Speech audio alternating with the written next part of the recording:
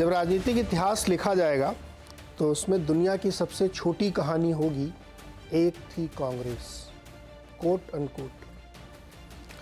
India alliance को लेकर के बहुत झगड़े अभी भी चल रहे हैं और ये कहा जा रहा था कि सीट शेयरिंग सबसे महत्वपूर्ण मुद्दा है और उसका फैसला 31 दिसंबर 2023 तक कर लिया जाएगा। लेकिन 31 दिसंबर बीत गया, हम लोग 2024 के नए साल में आ गए और अभी तक कोई फैसला हुआ नहीं है। लड़ाई झगड़े घमासान चल रहे हैं, तरह तरह की खबरें चल रही हैं कि महाराष्ट्र में दो तरह की खबरें चल रही हैं। खबरें ये निकल के आ रही हैं कि सुप्रिया सुले ने एक बयान में कहा कि बातचीत हो गई है, यहाँ के सारे घटक दल यानी उद्धव ठाकरे, शरद पवार और राहुल जी के बीच बातचीत हो गई, समझौता हो गया। लेकिन 2 दिन पहले संजय बनाम संजय निरुपम कांग्रेस के और संजय राउत शिवसेना के बीच में तू-तू-मैं-मैं हुई कि आप जीरो से शुरू करिए क्योंकि आपका यहाँ कोई वजूद नहीं है। उन्होंने कहा कि शिवसेना का क्या वजूद है, वो तो टुकड़ों टुकड़ों में बट गई है, कितना बचा है पता ही नहीं है। वैसे ही बंगाल में ममता बनर्जी ने कहा है कि हम तो एक भी सीट नहीं देंगे, यहाँ से बाहर गठबंधन होना चाहिए। तो क्षेत्रीय दलों की अपनी पेशबंदी या कहें कि ताजपोशी के लिए दावेदारी, ये सब चल रहे हैं साथ के साथ। आम आदमी पार्टी कितनी सीट देगी कह नहीं सकते हैं। तो जो मैंने शुरू में कहा था कि एक थी कांग्रेस दुनिया की सबसे छोटी कहानी, ये भगवंत मान जो पंजाब के चीफ मिनिस्टर हैं उन्होंने कही। ये इंडिकेट करता है कि वो सीट शेयरिंग के लिए बिल्कुल तैयार नहीं है आम आदमी पार्टी पंजाब में, क्योंकि अरविंद केजरीवाल ने सबसे ज़्यादा अगर कहीं ध्यान दिया है तो पंजाब में ही दिया है। और अब वो अगर ये बात कह रहे हैं तो ये एक बड़ी इशारे की बात समझने की है, या इसको ये समझा जाए कि अभी एक पेज फंसा हुआ है। इसके जवाब में कांग्रेस ने पलटवार किया है। कांग्रेस ने कहा है कि वो शब्द मैं यूज़ नहीं करना चाहता हूँ, स्क्रीन पे लिख कर दिख जाएगा, लेकिन उसके अलावा जो कहा है, जैसे पवन खेड़ा ने कहा है कि एक थी आप जो तिहाड़ में पाई जाती थी, वैसे ही तृणमूल कांग्रेस के एक नेता ने कहा कि बंगाल में कांग्रेस पार्टी बीजेपी की दलाली करती है। कुणाल घोष उनका नाम है। बीजेपी और आप का सपना कांग्रेस मुक्त करने का है, ये पवन खेड़ा ने कहा है। तो ऐसे तमाम जो बयान हैं वो ये दिखाते हैं कि इंडिया गठबंधन में सीट शेयरिंग को लेकर के सब कुछ ठीक नहीं चल रहा है, बहुत झगड़े चल रहे हैं। इस बीच राजनीतिक फिजा में उड़ती उड़ती ये भी खबर आई कि कांग्रेस ने अपने लिए एक फार्मूला निकाल लिया कि वो कितनी सीट पर लड़ना चाहती है चुनाव। तो उनका एक ये सब सूत्रों के हवाले से है, मैं इसकी पुष्टि इसलिए नहीं कर रहा हूँ क्योंकि जब तक औपचारिक न हो जाए तब तक कहा नहीं जा सकता है। ये भी कहा गया कि नीतीश जी को संयोजक के लिए मान लिया गया कि इनको बना दिया जाएगा। पता नहीं, अभी हुआ नहीं है, लेकिन ये सूत्रों में ऐसी खबरें राजनीतिक गलियारों में चर्चा में है। तो कांग्रेस ने ये तय किया है कि वो उन सीटों पर तो लड़ेगी जितनी वो जीती थी 2019 के चुनाव में, और उनमें भी लड़ेगी जहां वो नंबर 2 थी। अब ये दोनों संख्याएं अगर आप मिला लें तो ये बैठती हैं करीब करीब 291। 291 पे वो लड़ेंगे और सहयोगी दलों से 86 सीट और मांगेंगे, तो कुल जमा बैठती करीब 277-75। इतने में कांग्रेस लड़ना चाहती है। स्क्रीन पे आप देख रहे हैं राज्यवार कहाँ कहाँ वो लड़ना चाहते हैं। जैसे आंध्र प्रदेश में सब सीटों पर लड़ेंगे वो। अब क्या ये वाकई ऐसा होने वाला है कि नहीं होने वाला है? झगड़े खत्म हो गए हैं कि नहीं खत्म हुए हैं? अभी भी अंदर तनाव बना हुआ है क्योंकि हर पल वहाँ पे परिस्थितियाँ बदल रही हैं। तो इंडिया अलायंस में क्या चल रहा है इस समय, उस पर बातचीत करेंगे और 2024 की तैयारी को लेकर के वो कितना सीरियस है, यह है आज बातचीत का मुद्दा। हमारे साथ जो मेहमान परिचय करा देता हूँ, देश के राजनीतिक तौर पर सब बहुत ही वरिष्ठ नेता और जनता दल यूनाइटेड के महासचिव केसी त्यागी जी हमारे साथ जुड़े हैं।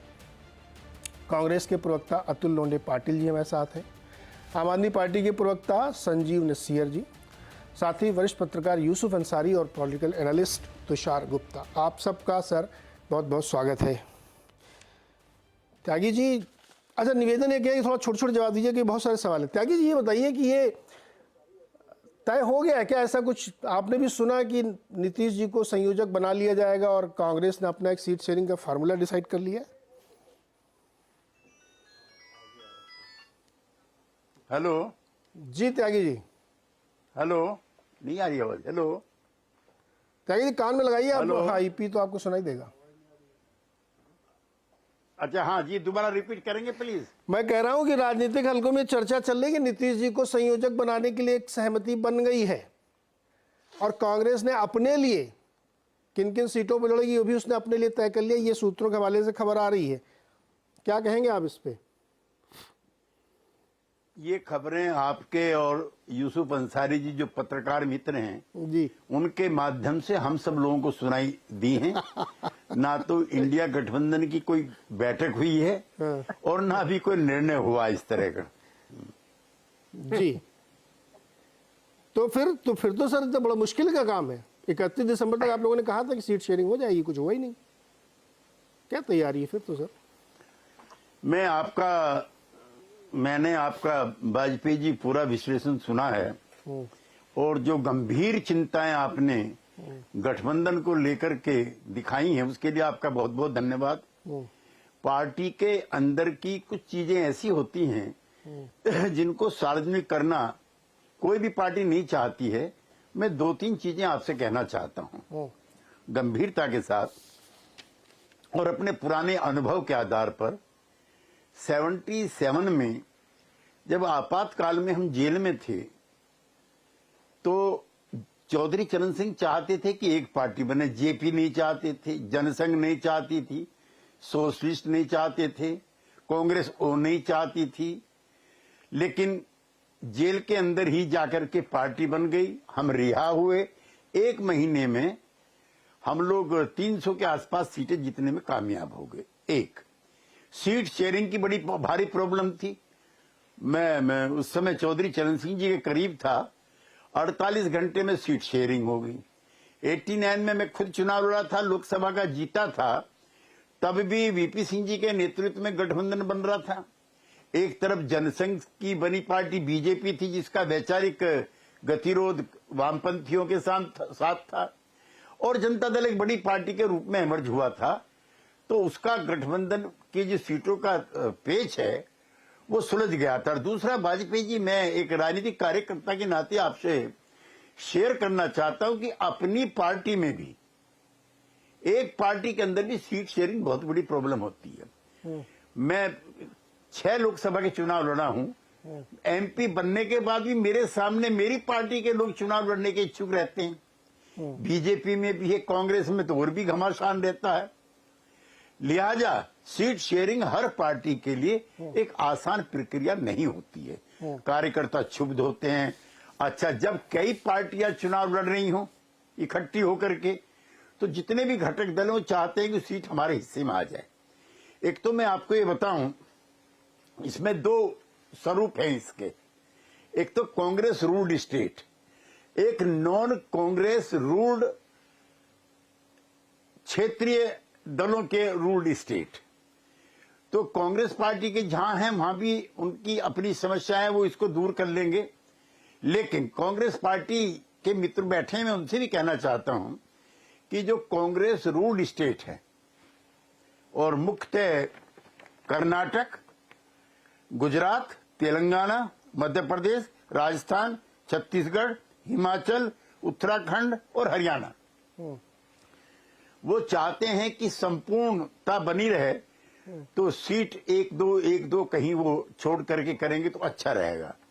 लेकिन उत्तर प्रदेश में अखिलेश यादव जी के नेतृत्व में, बिहार में आरजेडी प्लस जेडीयू के नेतृत्व में, तमिलनाडु में स्टालिन जी के नेतृत्व में, पश्चिमी बंगाल में ममता दीदी के नेतृत्व में, एंड ऑफ कोर्स महाराष्ट्र में जहां के पाटिल जी आते हैं, शरद पवार जी और ठाकरे जी के नेतृत्व में जो क्षेत्रीय दल हैं उनकी अनदेखी करना ठीक नहीं है।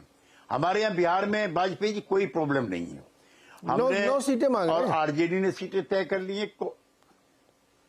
अरे त्यागी जी, त्यागी जी, नहीं ऐसा एक त्यागी जी, मेरी बात तो सुनिए। सवाल, आप चूंकि बहुत अनुभवी हैं, 9-6 चुनाव तो आप लड़ ही चुके हैं और इस समय आप नीतीश जी के बहुत करीबी, ये भी मुझे पता है। अगर मान लीजिए मेरी खबर ये सही हो जाती, मान लीजिए किस्मत मेरी टकरा जाए, ये खबर सही हो जाए कि जो कांग्रेस सोच रही है ये ऐसा है, तो इसमें कोई आपत्ति है क्या? वो कह रहे हैं बिहार में मेरे को 9 सीट चाहिए, हाँ, उत्तर प्रदेश में 10 से 20 सीट चाहिए। ऐसा है कि एक तो सीट शेयरिंग की वाजपेयी जी भी all my respect to you, हाँ ये टीवी के मंच पे नहीं तय होती है, इसमें अनुमान होते हैं। हाँ। तो हम हैं। अगर और देखिए अभी RJD ललन सिंह जी के बारे में हम लोगों का अनुमान सही बैठा कि नहीं बैठा सर? हम लोगों ने कहा था कि ललन सिंह जी इस्तीफा देंगे, क्या अनुमान था आपका? कि ललन जी इस्तीफा देंगे, और सही बैठा देखो एकदम। आपके देखिए, अगर आपके अनुमान होने लगे तो जनता दल टूट चुका है। नहीं हम नहीं NDA नहीं में जा चुके नहीं सर, हैं। वो मैंने कहा वो मैंने कहा हम लोगों ने सिर्फ इतना कहा था ललन जी इस्तीफा नहीं, देंगे। मीडिया की बता रहा हूं ना मैं। हाँ आपकी जो इच्छाएं हैं वो सुन लीजिए ना कितनी प्रबल हैं। नीतीश कुमार जी एनडीए के संयोजक भी बन गए हैं और वो एनडीए में भी चले गए, दोनों चीज एक साथ हो गई हैं। और दिन भर जो, माफ करना भाई, मैं कोई क्रिटिकल आपके लिए नहीं होना चाहता, क्योंकि आपके अधिकार सुरक्षित रहे इसके लिए मैं जेल जा चुका हूं। नहीं नहीं जब आप तो जेल नहीं गए, उम्र कम रही होगी, लेकिन मैं कुलदीप त्यागी जी के साथ जेल जा चुका हूं। मैं इसीलिए तो मैं आपसे वरिष्ठता के नाते पूछ रहा हूं कि जो परिस्थिति बन रही, सर आप देखिए अभी तक, मतलब आज हम जनवरी में नए साल में बैठे हैं और आपके देखिए मंच साझा कर रहे हैं, टीवी का मंच साझा कर रहे हैं दो पार्टियां, कांग्रेस और आप। एक कह रही हैं एक थी कांग्रेस और दूसरे कह रहे हैं एक था जोकर। ये शोभा देता है क्या, आप बताइए? दोनों राष्ट्रीय पार्टी के नेताओं से मैं कहना चाहता हूं कि गठबंधन की जो गरिमा है उसके विरुद्ध एक दो लोगों के खिलाफ अगर कार्रवाई हो जाए तो ये वक्तव्य आने बंद हो जाए। मैं केजरीवाल जी से मैं काफी दिन पहले मिला था। हाँ। उन्होंने तब कहा था कि मैं कांग्रेस पार्टी के लिए तैयार हूं। उसी बीच में कांग्रेस पार्टी के एक दो मित्रों ने बयानबाजी कर दी। ऐसा ही पंजाब के, मैं मानता हूं कि पंजाब में सीट शेयरिंग बहुत मुश्किल है, लेकिन यहाँ पे भारतीय जनता पार्टी के अगर बैठे तो भी मैं कहना चाहता हूं वहां पे कांग्रेस वर्सेस अकाली वर्सेस आम आदमी पार्टी, वहां बीजेपी नहीं है, इसलिए मुझे कोई खतरा नहीं। जैसे केरला है, केरला में left front versus United front, Congress के नेतृत्व वाला, उसके बीच में सीटों का बंटवारा है। दिल्ली में मैं बहुत जिम्मेदारी से कहना चाहता हूं कि न अकेले कांग्रेस जीतने की स्थिति में है और न आम आदमी पार्टी में। जो फॉर्मूला केजरीवाल जी ने सुझाया है उसके मुताबिक बहुत मजबूत स्थिति आप प्लस कांग्रेस की हो जाएगी, क्योंकि दिल्ली उनका सबसे बड़ा गढ़ है। लेकिन विधानसभा में उसी बीजेपी को पराजित करने का काम आम आदमी पार्टी ने किया। वाजपेयी जी, एक चीज और मैं आपसे कह दूं संक्षेप में जी, हम जो क्षेत्रीय दल है ना, हाँ, कांग्रेस पार्टी से लड़कर के ही हमने स्पेस बनाया है। सपा हो, बसपा हो, लोकदल हो, जेडीयू हो, आरजेडी हो, ममता हो, आप हो, हम बीजेपी से लड़के नहीं, कांग्रेस की स्पेस को हमने छीना है। यही तो संकट है त्यागी सर कि अब देना पड़ेगा ना, जो जीता है राज्य वापस करो, यही तो मुश्किल है। एक मिनट सर आता हूं आपके बाद त्यागी। नहीं, मिलजुल के करेंगे, हम दोनों मिलजुल करके भारतीय जनता पार्टी को पराजित करेंगे। सर राजनीति में, खैर अभी दोबारा आता हूँ, राजनीति में हर पार्टी अपना सोचती है, दूसरे कहाँ सोचती है वो। ये आम आदमी पार्टी के प्रवक्ता संजीव नसीर जी हैं। संजीव जी, ये डायलॉग क्या है, एक थी कांग्रेस, सबसे छोटी दुनिया की कहानी सुनाएंगी माए अपने बच्चों को, ये क्या है? देखिए नीरज जी, अभी केसी त्यागी जी इतने सीनियर नेता हैं, उन्होंने इमरजेंसी से लेकर अब तक के बहुत सारे एग्जाम्पल्स दिए। ये बिल्कुल सही है कि देश के अंदर अनडिक्लेयर्ड इमरजेंसी जैसा माहौल है। सर सवाल का जवाब दीजिए ना, वो त्यागी जी से मैं सब सीख लूंगा, उन्होंने तो उसको झेला है तो वो ज्यादा ऑथेंटिक है। आप तो ये बताओ, ये क्यों बोला आपने दुनिया की सबसे छोटी कहानी? नहीं नीरज जी, मैं वही कह रहा हूं, हमारी पार्टी या कांग्रेस की तरफ से जितने भी बयानबाजी हुई है वो उस लेवल पे सीट शेयरिंग और समझौता नहीं हो रहा है। समझौता बहुत शीर्ष नेतृत्व के लेवल पे हो रहा है, और ये सब बयानबाजी आप देखेंगे आने वाले कुछ दिनों में अपनी तरफ से दोनों तरफ से ये संजीव जी, ये तो बिल्कुल मतलब ये बिल्कुल एक्सेप्टेबल नहीं है। आप भगवंत मान जी आपके चीफ मिनिस्टर है भाई, अगर क्रम से देखें तो नंबर 2 नेता वही है। एक दिल्ली के सीएम, एक पंजाब के सीएम, रादर वो पंजाब के ज्यादा बड़े राज्य के सीएम है, और आप करो उनकी कोई वैल्यू नहीं है। देखिए पंजाब बोलते क्यों फिर में उनके जो बयान हैं उसको इतनी तवज्जो ना देके इस चीज को तवज्जो देने की जरूरत है नीरज जी, कि देश के अंदर रेपिस्ट को पकड़ने के 3-3 हफ्ते 4-4 हफ्ते लग जाते हैं और वो भारतीय जनता पार्टी के एक्टिव कार्यकर्ता मिलते हैं। यार फिर महिला विषय पहलवान अगर जो उस पर है हम वो चर्चा अपने- करेंगे अभी, तो उस पर आपको जो बोला अभी, जो सवाल पूछा गया भगवंत मान जी ने, ये क्यों बोला, ये बताओ आप कभी अतुल जी के पास मैं जाता हूँ, उन्होंने भी आपको पलटवार के जवाब दिया है, पवन खेड़ा जी ने दिया है, जी। दीक्षित जी ने दिया है, मीम अफजल ने दिया है। अभी त्यागी जी ने क्या कहा कि ये सर लूज कैनन बंद होने चाहिए, बिल्कुल बंद होने चाहिए। तो क्यों नहीं बंद हम इस होते? बात से सहमत हैं। तो क्यों नहीं बंद होते? दोनों तरफ से बंद होने चाहिए। और देखेंगे आप आने वाले अतुल जी, बाद अतुल जी, भारतीय जनता एक थी पार्टी कांग्रेस, और नरेंद्र मोदी जी की जो डिक्टेटरशिप एक है, थी, वो अरे देखो, रुको ना मैं आपके संजीव जी, नीरज जी कहना चाहता हूं, आज मजदूरों ड्राइवर्स को लेके जो पूरी हड़ताल है देश के अंदर, उस सब मुद्दे को के साथ हमारी पार्टी। संजीव जी सुनिए ना, ट्रकों की हड़ताल चल रही है, बनारस में वो 3 कार्यकर्ता गिरफ्तार कर लिए गए हैं जिन्होंने बहुत ही घृणित कर्म किया है, महंगाई है, इसी सब से लड़ने के लिए तो आप इकट्ठा हुए हैं ना, समोसा खाने के लिए तो हुए नहीं है, तो अपने मुंह में चेन लगाइए ना फिर। अतुल लोने जी, एक थी कांग्रेस, पंजाब में आप समझ लीजिए आप। नहीं, ऐसा है, अपनी अपनी बात लोग कर रहे हैं, लेकिन इसका मतलब ये नहीं है कि उसका असर जो चर्चाएं इंडिया गठबंधन में चल रही है उसमें हो सकती है। वहां पर प्रैक्टिकली बातें चल रही होगी, सीटों का बंटवारा होने का कुछ टेक्निकल चीजें होती है, उसके आधार पर सीटों का बंटवारा होता है, वो चल रहा होगा वरिष्ठ और शीर्षस्थ नेताओं पे। काफी सारे उदाहरण हमारे ज्येष्ठ नेता केसी त्यागी जी ने आपको दिए हैं। तो इस बात को लेकर हम काफी चर्चाएं करते हैं। इंडिया गठबंधन की और विपक्ष की बात आई तो यहां पर क्या हुआ, अजित पवार ने बोला मैं पुनः लड़ूंगा, मैं रायगढ़ लड़ूंगा महाराष्ट्र में, उसके बारे में कोई बात नहीं होती है। शिंदे जी ने कहा है कि उन कल्याण की सीट उनके बेटे को चाहिए, जहां से वो अभी सिटिंग एमपी है, बीजेपी कह रही नहीं देंगे। उदय सामंत जी जो शिंदे गुट के हैं, वो मंत्री है, यहां पर उद्योग मंत्री है, बड़ा पोर्टफोलियो है, उनके भाई वहां लड़ने वाले हैं। रविंद्र चौहान जो पीडब्ल्यूडी मिनिस्टर है बीजेपी के, वो कह रहे हैं मैं लड़ूंगा सिंधुदुर्ग से। तो ये बातें उनकी तरफ से एक दूसरे पर तंज खींचा जाता है, उसकी चर्चा नहीं होती, ये छोड़ दिया जाता है कि तय होगा शीर्ष स्तर पर। तो हमारे यहाँ भी शीर्ष स्तर पर होगा ना तय, कोई बात करेगा उसका जवाब देंगे, इसका असर गठबंधन पे पड़ेगा ऐसा नहीं है। नहीं होनी चाहिए बहुत सारी बातें।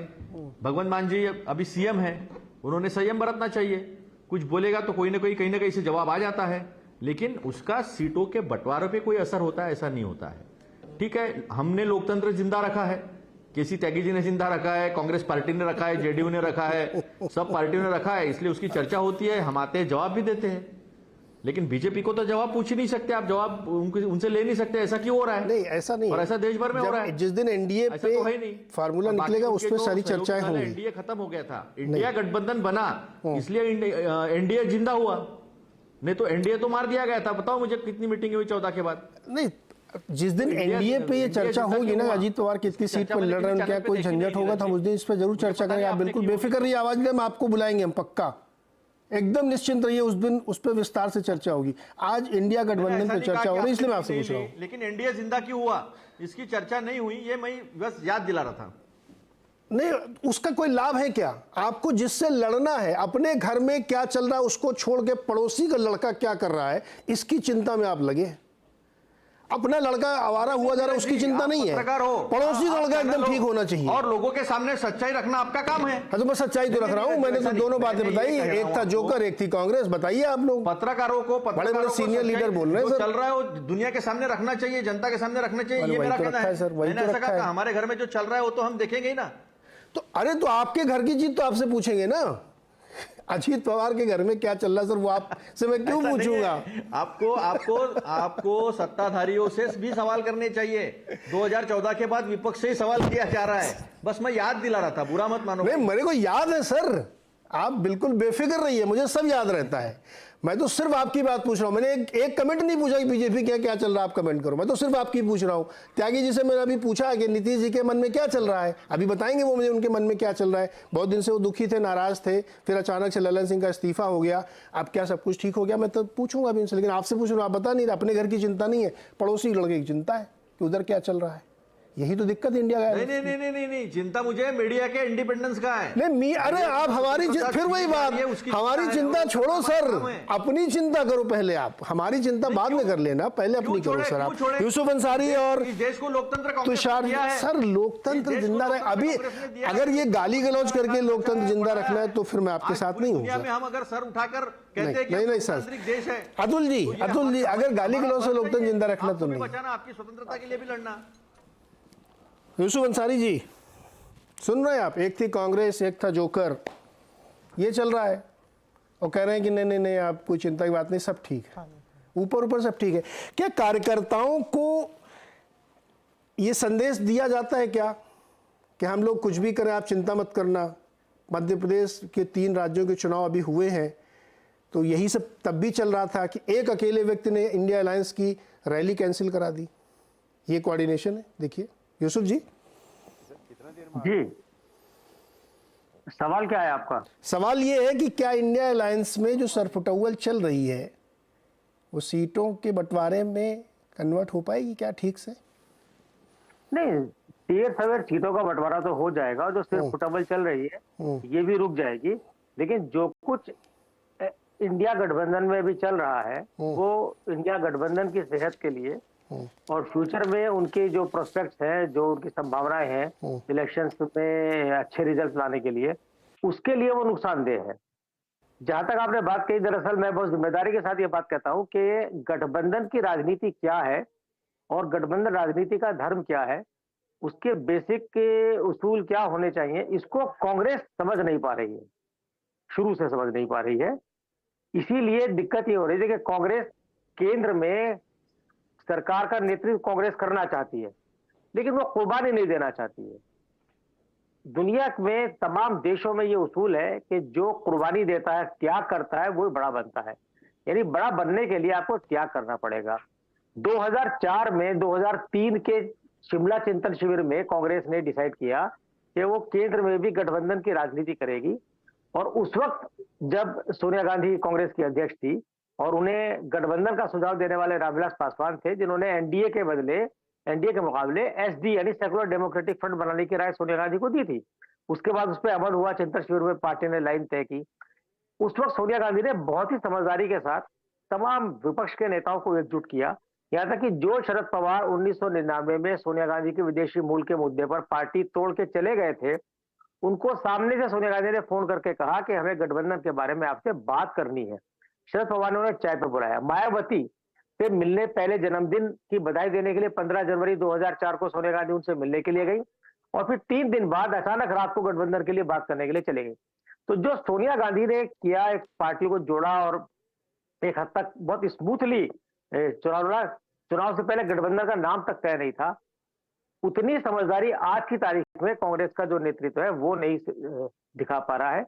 राहुल गांधी ने कांग्रेस का अध्यक्ष पद 2017 में संभाला था, 2019 के चुनाव से पहले। मैंने तब भी एक आर्टिकल लिखा था कि राहुल गांधी सोनिया गांधी के नक्शे कदम चलकर ही गठबंधन की राजनीति में कामयाब हो सकते हैं। लेकिन वो जो सोनिया गांधी के अंदर जो बात थी, एक मैग्नेटिक उनका कैरेक्टर था कि सारी पार्टियां, सारे नेता उनसे मानते थे, वो चीज राहुल गांधी में लैक करती है, वो दिखती नहीं है। अभी खड़गे जी कांग्रेस के अध्यक्ष हैं, जो अभी आप चर्चा चल रही थी कि नीतीश कुमार जी नाराज थे या कल उन्हें संयोजक बनाया जाएगा, बिल्कुल बनाया जा सकता है। हमारे पास भी इस तरह के इनपुट्स हैं और हमारी कांग्रेस के कई वरिष्ठ नेताओं से इस बारे में बातचीत हुई। हमने पूछा कि भाई कांग्रेस को सपोर्ट करने के लिए नीतीश कुमार ने बीजेपी से गठबंधन तोड़ा, आपके साथ आए, आपके बिना कहे वो एक राज्य से दूसरे राज्य गए, वहां उन्होंने बात की, और वो क्यों? अगर आप किसी को कोई जिम्मेदारी नहीं देना चाहते हैं तो क्यों कोई आपके साथ रहेगा? तो इस पर कांग्रेस के नेताओं ने हमें बताया कि भाई हम तो चाहते हैं कि नीतीश कुमार संयोजक बने। हालांकि इससे पहले यूपीए की सरकार 10 साल रही, यूपीए में कोई संयोजक नहीं था, संयोजक सिर्फ एनडीए में थे जॉर्ज फर्नांडिस के देहांत के बाद एनडीए में भी कोई संयोजक नहीं है आज की तारीख। लेकिन उत्तर प्रदेश कांग्रेस के साथ जो गठबंधन बना है दूसरे दलों का, उसमें नीतीश कुमार की एक अहम भूमिका है, और मेरी अपनी राय है कि नीतीश कुमार को इंडिया अलायंस का, गठबंधन का संयोजक बनाया जाना चाहिए, क्योंकि नीतीश कुमार में वो क्षमता है कि जो। मैं इसके बाद त्यागी जी से चर्चा कर लेता हूँ। त्यागी जी, नीतीश जी को ये बात सच है कि इस विचार के जनक वही है, उन्होंने ही ये सब पूरा कॉन्सेप्ट निकाला और उसको बढ़ाया भी आगे, लेकिन बाद में उनको, हम लोगों को ऐसा फील होता राजनीतिक तौर पे कि उनको इग्नोर कर दिया गया। बहुत दिन तक उनसे पूछा नहीं गया। फिर उन्होंने यहाँ तक कह दिया कि अब कांग्रेस जब 3 राज्यों से छुट्टी पाएगी चुनाव लड़के तब देखा जाएगा। वो बहुत तल्खी अंदाज में उन्होंने सभा में बोला था। अब ये चर्चा फिर से हो रही है कि उनको संयोजक बना दिया जाना चाहिए और इस पर एक आम सहमति सी बन रही है। तो क्या आपके पास सर ये बन रहे हैं क्या नीतीश जी संयोजक? देखिए, एक तो बहुत जिम्मेदारी के साथ मैं आपसे ये कहना चाहता हूं कि नीतीश कुमार जी निजी तौर पर कई अवसरों पर मना कर चुके हैं। ना तो मैं प्रधानमंत्री पद का दावेदार हूं, ना मैं संयोजक पद का दावेदार हूं। लेकिन आपके चैनल पे मैं एक दो चीजें जरूर आज कहना चाहता हूं। जब हम एनडीए से अलग हुए थे, उससे पहले यूपीए बहुत बुरी हालत में था। सब नेता अलग अलग हो चुके थे। हमारे अलग होने के बाद विपक्ष में एक थोड़ी सी चहलकदमी हुई कि भी बीजेपी को छोड़ करके भी आए हैं। पिछले साल देवीलाल जी के जन्मदिन पर नीतीश कुमार जी, तेजस्वी यादव और मैं तीनों गए थे उनके कार्यक्रम में। तो ओम प्रकाश चौटाला और बादल साहब ये भी कांग्रेस विरोधी हैं। तो उससे पहले अगर आपको याद हो, वाजपेयी जी तीसरे मोर्चे की बात चल रही थी। उसमें ममता बनर्जी थी, केजरीवाल जी थे, के चंद्रशेखर राव थे और मुलायम सिंह जी के सुपुत्र अखिलेश यादव जी थे, जिनका मानना था गैर कांग्रेसी, गैर बीजेपी विकल्प बनना चाहिए। ये 1996 में भी इस तरह का, अंसारी जी को पता है, प्रयोग हो चुका था जब जनता दल के हमारे देवेगौड़ा गैर कांग्रेसी, गैर बीजेपी प्रधानमंत्री बने थे। नीतीश कुमार जी ने वहां पर उन दोनों नेताओं से भी कहा, पूरे देश में कहा कि तीसरे मोर्चे का कोई भविष्य नहीं है। तीसरा मोर्चा बीजेपी की मदद करेगा। कांग्रेस पार्टी के बगैर बीजेपी का कोई विकल्प नहीं बन सकता, इसलिए गैर कांग्रेसवाद छोड़ो और सब मिलकर के काम करो। उन्हीं का नतीजा था, यद्यपि उसमें भी 3 महीने लगे। जो सुस्त चाल थी हमारी मित्र पार्टी की, उसके जरिए भी 3 महीने लगे। लेकिन पटना में राहुल जी के बराबर में केजरीवाल जी बैठे, खड़गे जी के बराबर में ममता दीदी बैठी, बाजू में अखिलेश यादव जी बैठे, जो नीतीश कुमार की मेहनत की और विचार की सबसे बड़ी जीत थी। और संयोजक तो वो यूं भी हो गए कि पहली बैठक के संयोजन का काम उन्होंने संभाला और असंभव को संभव करके दिखाया।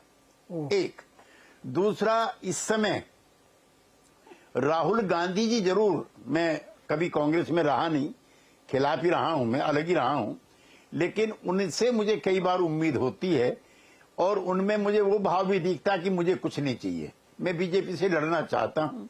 तो ये जो भाव राहुल जी का है वो जरूर विपक्ष एकता करेगा। चूंकि ये देखिए, इसमें एक चीज मैं अपने कांग्रेस के मित्रों को कह दूं, 2014 में हमारे 2 एमपी थे बिहार के अंदर, और जब हम गठबंधन में आए एनडीए में, तो 17 सीट बीजेपी लड़ी और 17 सीट जेडीयू लड़ी। ये भाव जब तक विरोधी पार्टी से लड़ने का ये इच्छा, ये मन, ये मिजाज, ये संकल्प, ये इरादा जब तक नहीं बनता है, तब तक को बड़े नतीजे नहीं निकलते। तो क्या आपको शक है कि कांग्रेस में ऐसा इरादा नहीं है? राज्य की, मैं तो लोने जी से पूछ लेता हूँ अभी तुरंत तत्काल। मैं तो राहुल जी के लिए कह ही रहा हूँ। अरे तो सब कुछ सेट है तो सर दिक्कत क्या है? फिर 31 तारीख को सब तय कर लेते हैं ना सर। आप लोग मतलब कंफ्यूज कर देते हैं मुझे। सब कुछ तय है, सब निर्विकार भाव से काम कर रहे हैं, सब जीतने के लिए लड़ रहे हैं, लेकिन हो कुछ नहीं रहा है। नीरज भाई, अतुल जी तो कांग्रेस के प्रवक्ता, वो कैसे कहेंगे आपको इरादा है कि नहीं है? अरे त्यागी जी कह रहे हैं, मैं अतुल जी, सब लोग निर्विकार भाव से लड़ रहे हैं, त्याग की भावना से लड़ रहे हैं और सिर्फ एक ही उद्देश्य है कि बीजेपी और मोदी जी को हराना है, लेकिन तय कुछ नहीं कर रहे हैं क्योंकि सब त्याग की भावना से काम कर रहे हैं। मेरे को कुछ चाहिए नहीं, सब लोग ले लो, राहुल ये जी चल ने रहा है। पहले ही कह दिया था कि मैं किसी पद की लड़ाई में नहीं हूं, और जब अरविंद केजरीवाल जी ने और ममता जी ने खड़गे जी का नाम आगे किया, तो खड़गे जी ने विनम्रता से कहा कि पहले हमें जीतना है। तो ये पद की लड़ाई जो चर्चा मीडिया में चल रही है, वैसी चर्चा तो आपके सामने सामने हुई है कि मुझे नहीं होना, और नीतीश जी के बारे में केसी त्यागी जी ने भी बता दिया। खड़गे जी से अगर ये पूछा जाएगा, उन्होंने कुछ बोले थे, तो मैं तथ्य थोड़ा ठीक कर दूं। हाँ, 2016 में जब बिहार में चुनाव हुए, गठबंधन में चुनाव हुए, उसमें आरजेडी, जेडीयू और कांग्रेस लड़ी थी। आरजेडी, जेडीयू 100-100 सीटों पे लड़ी थी और कांग्रेस 40 सीटों पे लड़ी थी। तो ये बात भी आपके सामने तय है। सोनिया जी के ऊपर जो भी ऑब्जेक्शन लगाकर शरद पवार जी गए थे, उसके बाद 1999 में फिर चुनाव हुए महाराष्ट्र में, और महाराष्ट्र के चुनाव में वो सब भूलकर जो मैंडेट था सोनिया जी को, जो जनता ने दिया था, उसे पवार जी ने एक्सेप्ट कर लिया था। और पवार जी सर महाराष्ट्र में कितनी सीटों में लड़ना चाहते हैं आप? आईएनसी, सुनिए ना, एनसीपी और आईएनसी दोनों की, एनसीपी की और कांग्रेस का गठबंधन 1999 में ही हो गया था। तो ये बात भी मैं थोड़ा सा दोहरा दूं।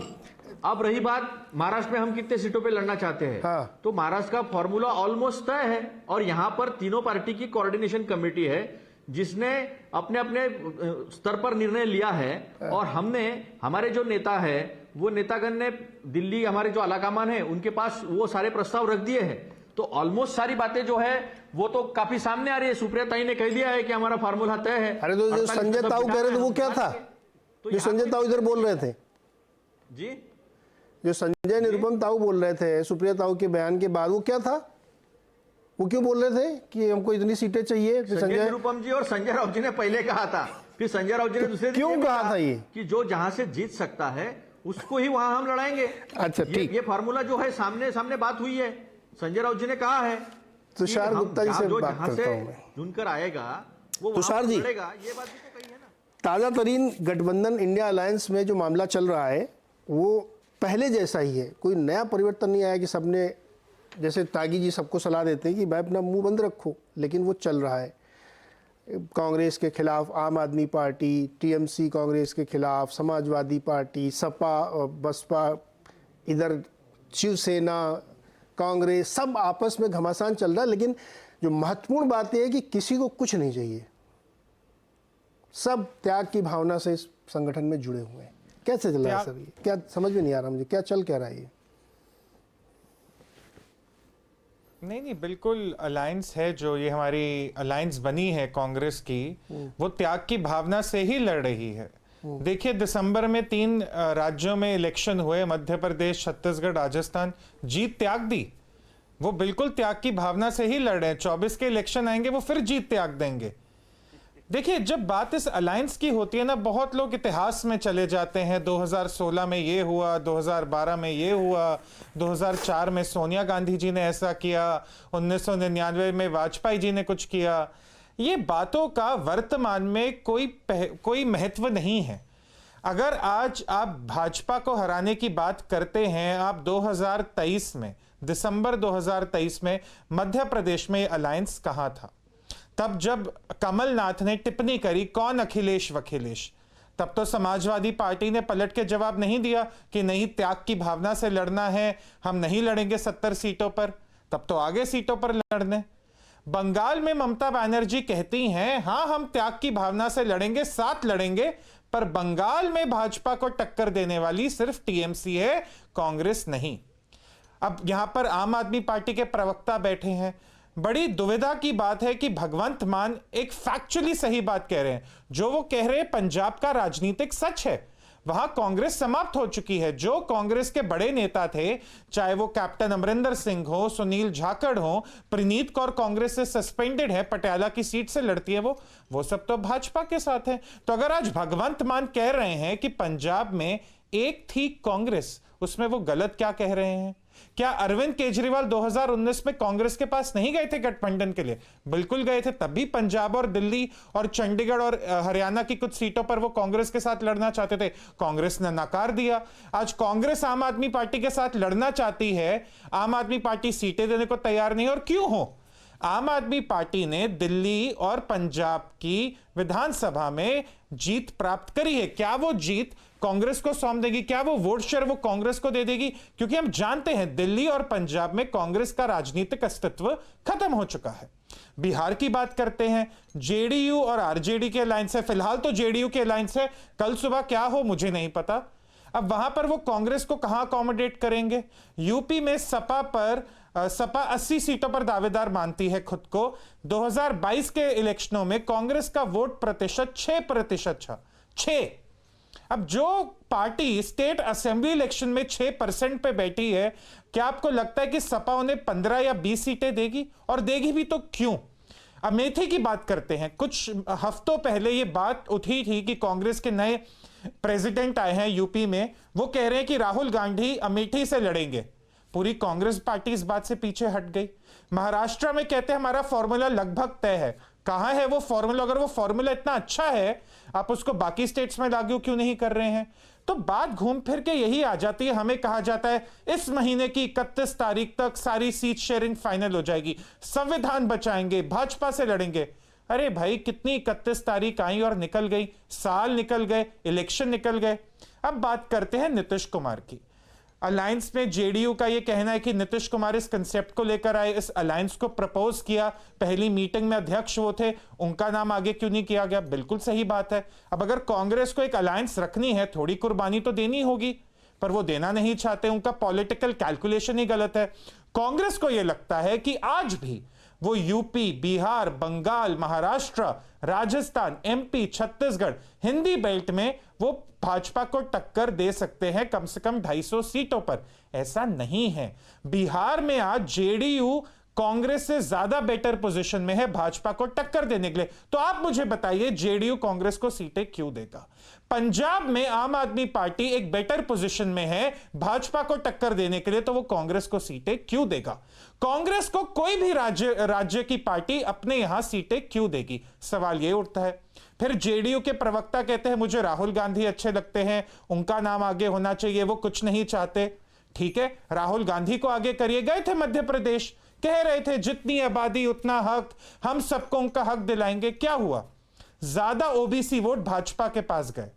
कहना अच्छा है कि राहुल गांधी में खूब खूबियां हैं, अच्छाइयां हैं, अच्छे नेता बन सकते हैं, पर वो आपको इलेक्शन नहीं जिता पा रहे हैं। अब बात करते हैं मल्लिकार्जुन खड़गे जी की, जो कहते हैं पहले जीतना है। देखिए, साफ साफ बात यह है 2024 के इलेक्शनों में अलायंस की हार तय है। तो अब वो कौन सा चेहरा आगे करना चाहेंगे जो इस हार का जिम्मेदार बन सके? नीतीश कुमार वो नहीं चाहेंगे, ममता बनर्जी वो नहीं चाहेंगी, राहुल गांधी तो बिल्कुल नहीं चाहते। अब बचे कौन? मल्लिकार्जुन खड़गे। तो यही होगा। एक और 31 तारीख आ रही है, एक और 30 तारीख आ रही है, फरवरी में 29 तारीख भी आएगी। वादे होते रहेंगे कि अरे अभी सीट शेयरिंग आएगा, अभी सीट शेयरिंग आएगा। बिल्कुल नहीं आएगा। इनका कैलकुलेशन पहले दिन से ही मिसफिट है। आप चलिए, नहीं, एक मेरा लास्ट पॉइंट, आप बना लीजिए, आप अलायंस बना लीजिए, आप सीटें भी बांट लीजिए, काडर को क्या कहेंगे? आप ग्राउंड पे स्ट्रेटेजिक वोट ट्रांसफर जो आपको चाहिए वो तो आप कर नहीं पाएंगे। तो आपका अलायंस बनेगा तो बनेगा कैसे? जी, ये जो आखिरी में आपने बात कही ना, ये बात सबसे महत्वपूर्ण है। अतुल जी या जो संजीव जी हैं, इनको ये बात सोचनी चाहिए कि आप दिन भर लड़ते रहेंगे ऊपर बैठ के, और हम लोग टीवी पे डिबेट करेंगे, और कार्यकर्ता को आप कहेंगे नहीं, उसको कोई फर्क नहीं पड़ता। भाई, उसको भी सुनाई देता है कि मेरा नेता क्या कह रहा है। त्यागी जी रिएक्ट करना चाहते हैं, बताइए त्यागी सर।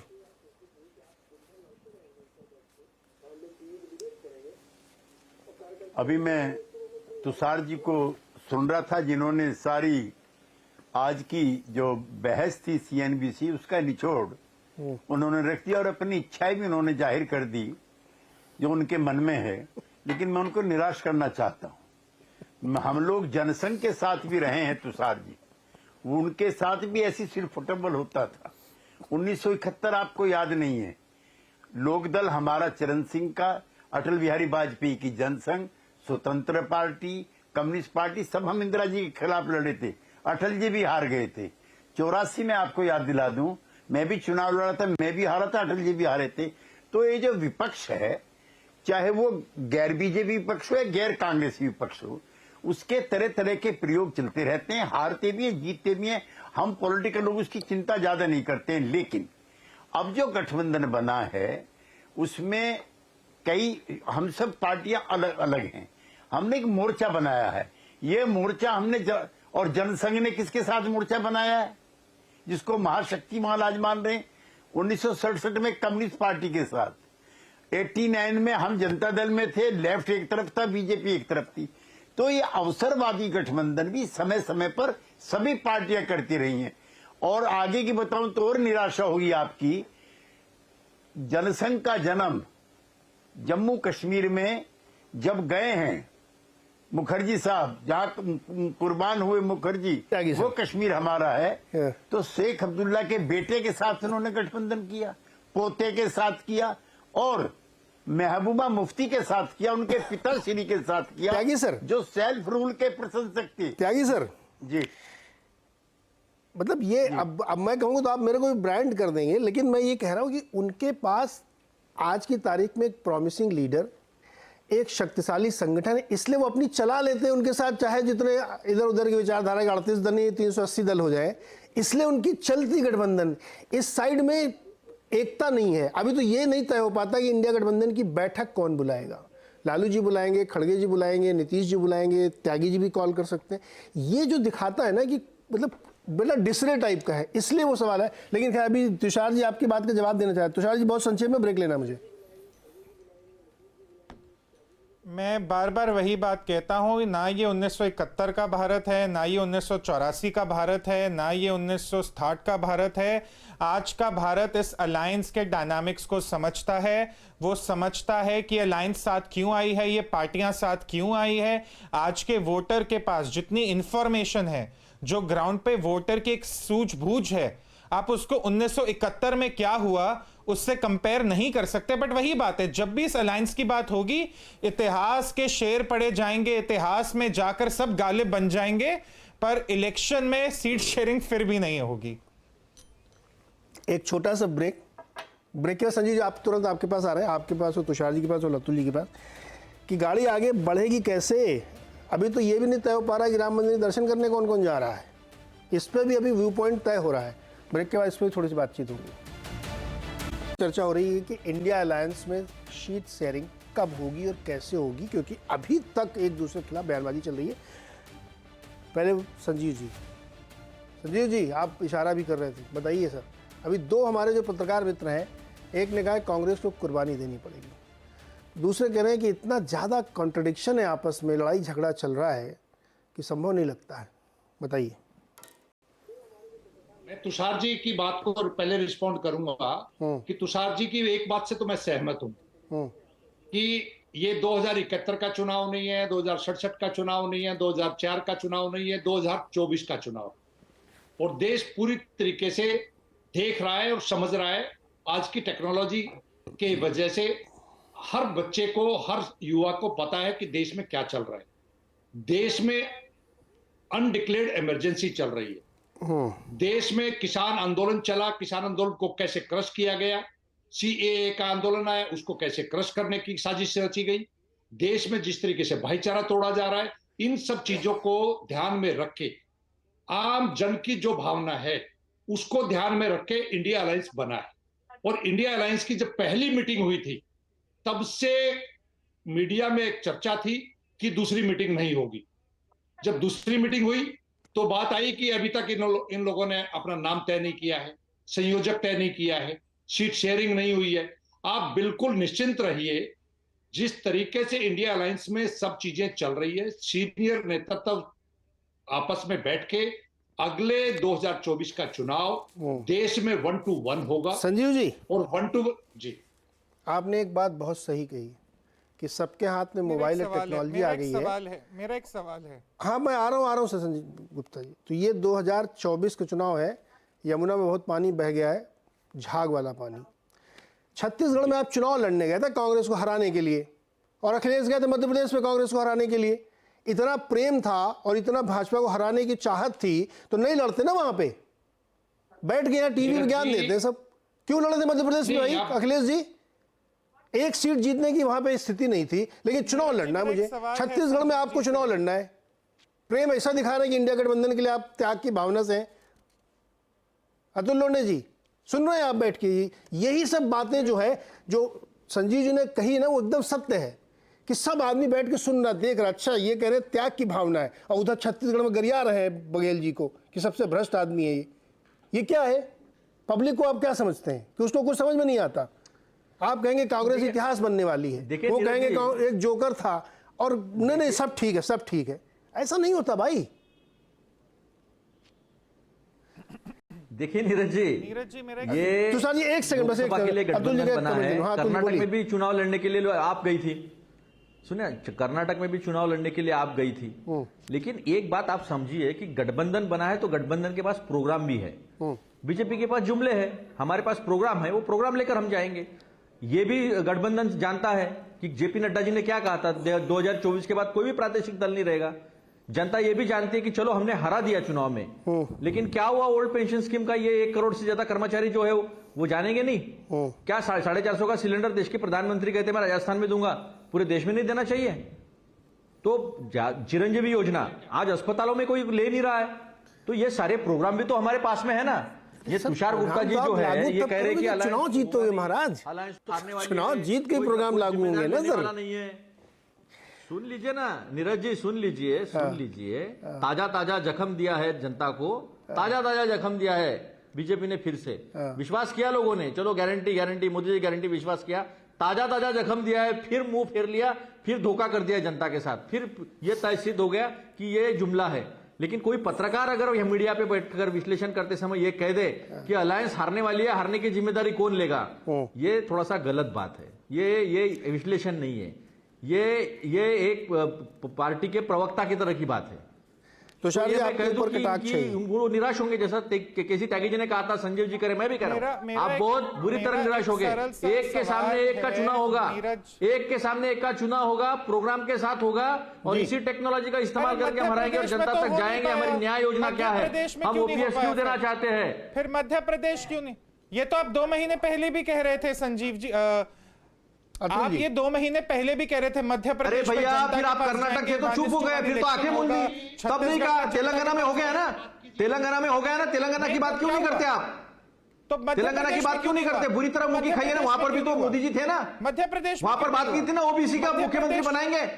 आप जातिगत जनगणना की बात राहुल जी करते हैं तो आप उसके 10 चीजें बताते हो, लेकिन फिर यही मोदी जी और यही अमित शाह ने कहा था ओबीसी का मुख्यमंत्री बनाएंगे तेलंगाना में, तब बात नहीं होती है। कर्नाटक में बुरी तरह हार गए, हिमाचल में बुरी तरह हार गए, तब बात नहीं होती है। देखो भाई, चुनाव है, चुनाव लड़ने के लिए हर किसी के पास प्रोग्राम होना चाहिए। हमारे पास प्रोग्राम है, बीजेपी के पास कौन सा प्रोग्राम है मुझे बताओ? तो बांटने के सिवा, लड़ाने के सिवा, लूटने के सिवा, धोखा देने के सिवा क्या प्रोग्राम है बीजेपी के पास? अरे जीत प्रोग्राम लेके हम जाएंगे ना। जीत कहाँ है? जीत कहाँ है? अरे जीत कहाँ नहीं, हमने कर्नाटक में भी जीता, हमने तेलंगाना में जीता। पूरी बीजेपी जो है वो केवल प्रादेशिक पार्टी बनकर रही है उत्तर भारत की, और वहां पर भी हम हराएंगे, वहां पर जनता को साथ में लेके हराएंगे। क्या बात कर रहे हैं आप? कहाँ है अस्तित्व खत्म हो गया जिसका दक्षिण से पूरा। पंजाब में क्यों हारे? अरे पूछो ना, फिर कर्नाटक में क्यों हारे उसका जवाब दो, तेलंगाना में क्यों हारे उसका जवाब दो, हिमाचल में क्यों हारे उसका जवाब दो। आप बताओ ना मुझे, क्या प्रोग्राम है बीजेपी के पास? क्या ये जनता को समझ भी देगा? प्रोग्राम नहीं है। एक एक करके प्लीज, एक बार। तुषार जी बीच में बोल रहे हो, जब बोल रहे थे तो मैंने बोला नहीं। पार्टनर कह रहे हैं कांग्रेस के, कौन किसने कहा हमारे पास सीट शेयरिंग नहीं है? अरे मैं तो आपके कान में आके बताएगा किसी ने सीट शेयरिंग नहीं है? आप तय करोगे क्या इंडिया अलायंस में सीट शेयरिंग कैसे हो?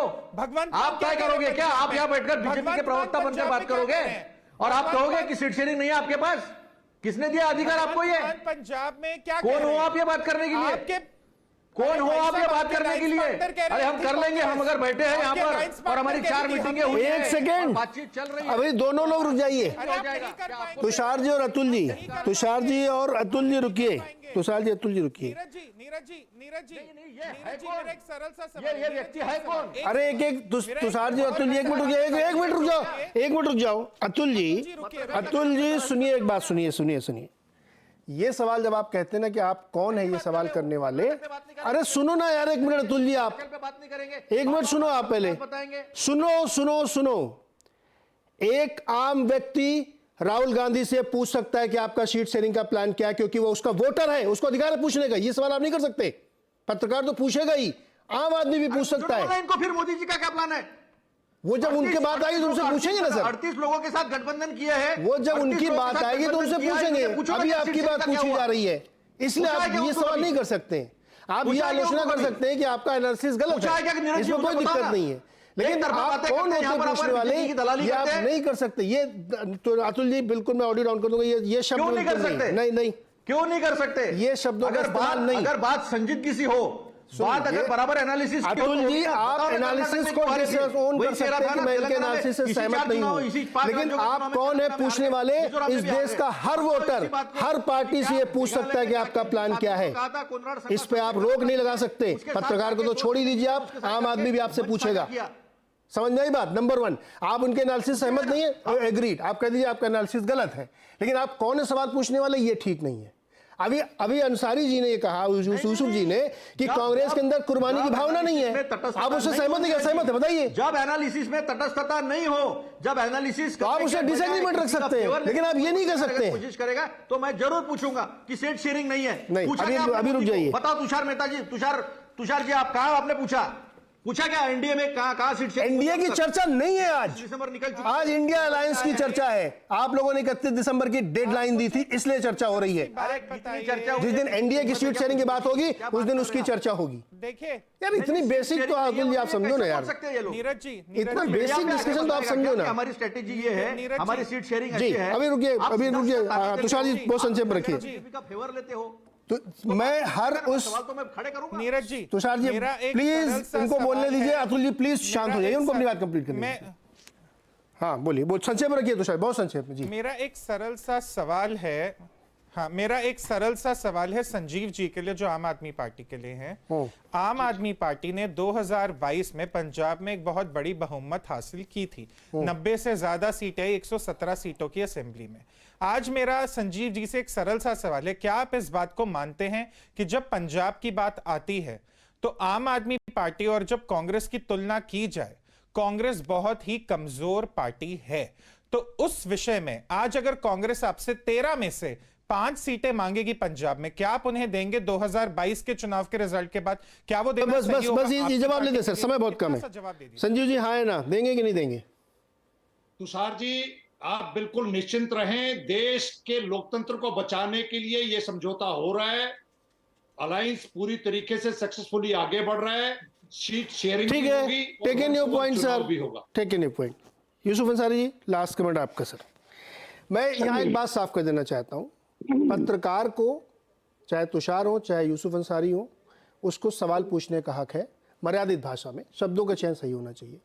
दूसरा, हर आम आदमी जो आपका एक वोटर है, वो भी आपसे सवाल पूछ सकता है, आपके प्रोग्राम्स पे, शीट शेयरिंग पे, व्यूज पे, थॉट पे। वो ये भी पूछ सकता है कि आप राम मंदिर में जाएंगे कि नहीं जाएंगे, आप अभी स्टैंड ही तय कर रहे हैं, वो एक आम आदमी पूछ सकता है, क्योंकि वो आपका वोटर है। तो इसलिए ये सवाल किसी राजनीतिक दल को नहीं करना चाहिए। आप बोलिए यूसुफ जी, बहुत संक्षेप में रखिएगा सर। नहीं, सवाल क्या है? सवाल ये है कि अभी आपने इतनी चर्चा सुन ली, सब आपस में लड़ रहे हैं, चिढ़ रहे हैं, किसी को कुछ समझ में नहीं आ रहा, और संजीव जी आपके बगल में बैठे हुए स्क्रीन में कह रहे हैं कोई चिंता की बात नहीं, सब ठीक हो जाएगा। नहीं, संजीव जी तो सही कह रहे हैं, मैंने भी खुद एक बात कही है। इंडिया गठबंधन की खूबसूरती ये है कि सब नेता इस बात पर सहमत है कि हमें चुनाव मिलकर लड़ना है बीजेपी के खिलाफ।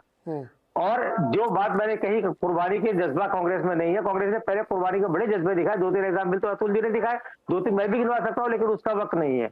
बात यह है, बात बिल्कुल तुषार गुप्ता जो बार बार कह रहे हैं वो बात सही है कि चुनाव 2024 का होना है, तो 2024 में बीजेपी को कैसे हराया जाए, सब ऊंचे विपक्ष को मिलकर ये सोच रहे हैं, और यही विपक्ष सोच रहा है।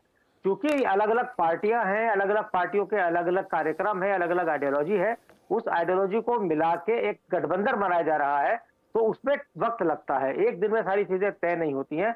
गठबंधन की राजनीति को मैं 1996 से कवर करता रहा हूं, मुझे मालूम है कि हर गठबंधन जो है वो मीडिया के इन्हीं तीरों का शिकार होता है। यूनाइटेड फ्रंट की सरकार बनी, 2 साल लगभग चली, देवगौड़ा और गुजराल 2 प्रधानमंत्री बने, वो गठबंधन का एक बेहतरीन प्रयोग था। लेकिन सिर्फ मीडिया के, आप जी बीच में करेंगे तो बंद कर दूंगा मैं बोलना। आपने सवाल पूछा तो सवाल का जवाब ले लीजिए।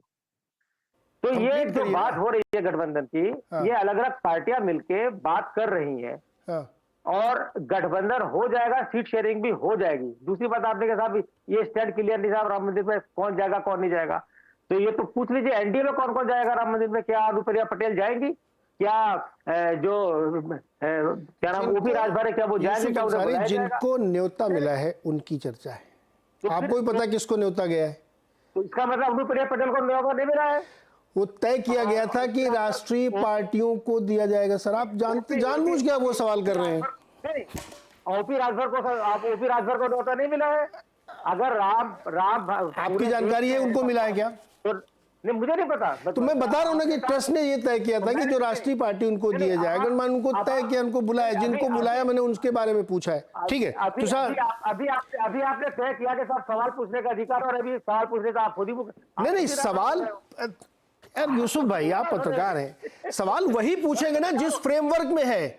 अगर सोनिया जी को और खड़गे जी को निमंत्रण गया है तो उनसे पूछा जाएगा आप जा रहे हैं कि नहीं जा रहे हैं। जिसको निमंत्रण गया ही नहीं उससे मैं क्या करूं पूछ के। हमारा ये है कि राम मंदिर का निर्माण हो रहा है और न्योता आप देख देख कर देंगे। क्या केजरीवाल जी को न्योता दिया है आपने? आप सवाल पूछे ना उनसे कि इस तरह से न्योता कैसे दिया जा रहा है। तो जिनसे न्योता दिया जाएगा वो बताएंगे उसको। आप पूछे अनुप्रिया पटेल को मिला के न्योता नहीं मिला, को मिला के नहीं। जी यूसुफ जी, गठबंधन के लिए सबसे जरूरी है अपना हाउस ऑर्डर में लाए, ठीक है। पत्रकारों के ऊपर चिल्ला के कि आप ये क्वेश्चन क्यों पूछ रहे हैं, आप वो क्वेश्चन क्यों पूछ रहे हैं, हमारे घर में सब ठीक है। जनता देख रही है कि क्या ठीक है क्या नहीं ठीक है। हमारे ऊपर गलत निकालने से, चिल्लाने से अगर आपका काम बने तो आप दिन भर चिल्लाइए सर, कोई दिक्कत नहीं है। हमारा काम ही है सवाल पूछना और उसके बदले में जो भी आप जवाब देंगे उसको हम स्वीकार कर लेते हैं। अपना हाउस एंड ऑर्डर करिए। एक थी कांग्रेस, एक था जोकर, ये ठीक नहीं है। बहुत बहुत शुक्रिया हमारे साथ जुड़ने के लिए।